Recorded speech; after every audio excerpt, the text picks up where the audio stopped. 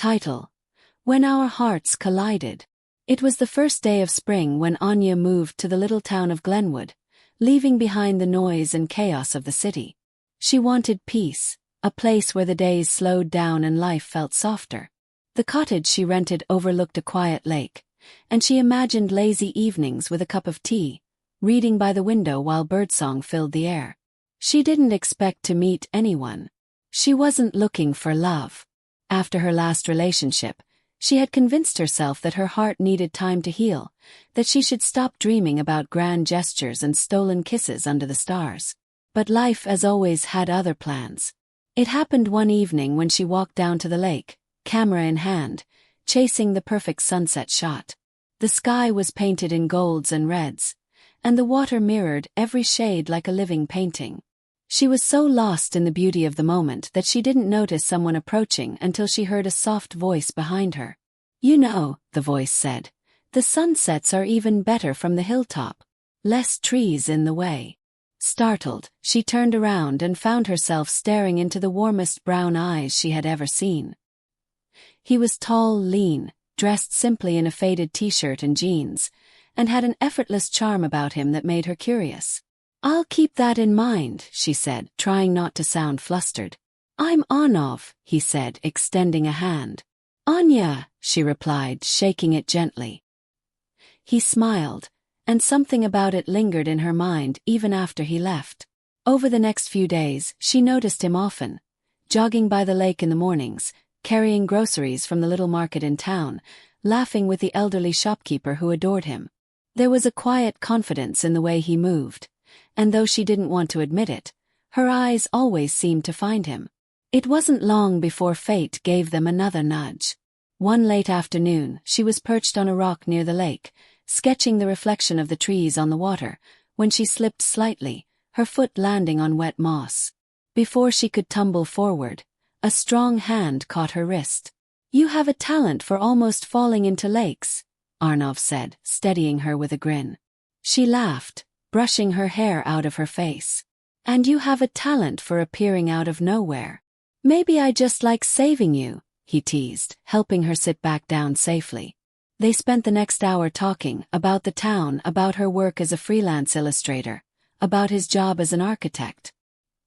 He told her he'd grown up in Glenwood but had moved back recently after years in the city. Somehow, the conversation flowed effortlessly, as though they'd known each other much longer than a few days. From then on, they became inseparable in the quietest, most natural way.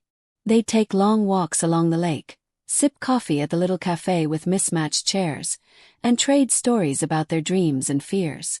Sometimes they'd sit in silence, watching the sunlight dance on the water, and it was enough. Anya didn't realize how deeply she was falling for him until one evening, as they sat by the lake under a canopy of stars.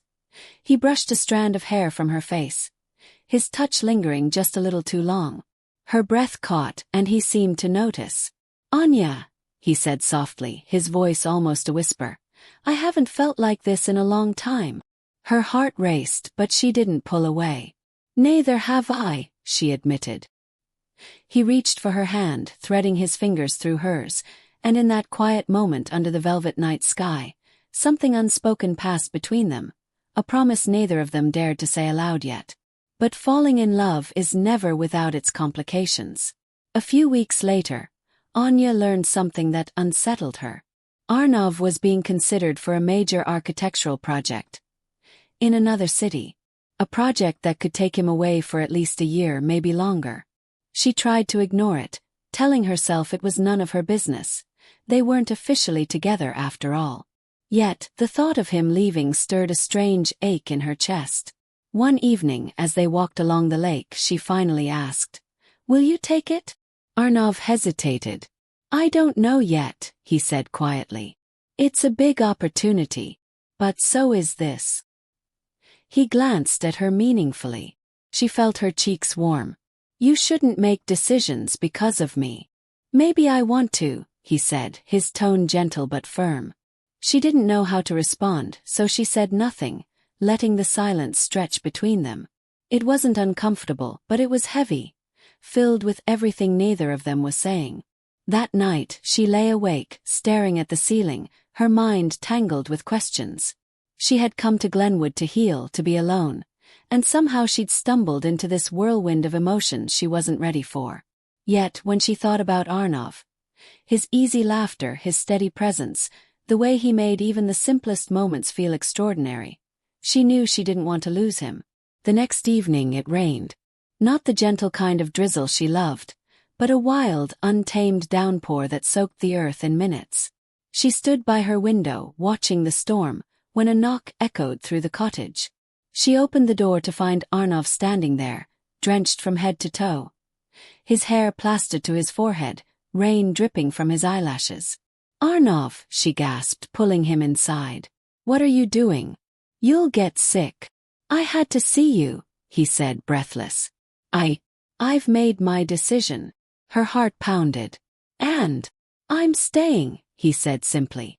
"Because this," he gestured between them, "means more to me than any project ever could." Before she could respond, he stepped closer, cupping her face in his hands. His touch was warm despite the rain. His eyes searching hers as though asking for permission. She gave it without words, leaning into him, and when his lips finally met hers, it felt like the world outside ceased to exist. The storm raged on, but inside, everything was still, two souls colliding in a moment that felt infinite. From that night on, their love deepened in ways neither of them had anticipated. They explored the town together, discovered hidden trails and secret gardens, shared quiet breakfasts and late-night walks. There were moments of laughter so unrestrained that her stomach hurt, and others where silence spoke louder than words. He became her home and she became his calm. Months later, as autumn settled over Glenwood, painting the trees in shades of amber and crimson, Arnav took her back to the hilltop he had first told her about. The air was crisp, carrying the scent of pine, and the setting sun bathed everything in a soft golden glow. "This place," he said, wrapping an arm around her shoulders, "is where I realized I was falling for you." She smiled, resting her head against his chest. "And here I thought you were just showing off your secret sunset spot."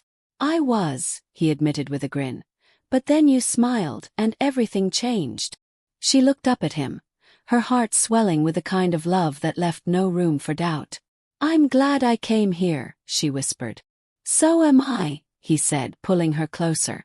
And as the last light of day melted into the horizon, they stood there together, hearts beating in quiet harmony, knowing that sometimes the universe has its own plans, and sometimes those plans are more beautiful than anything they could have imagined.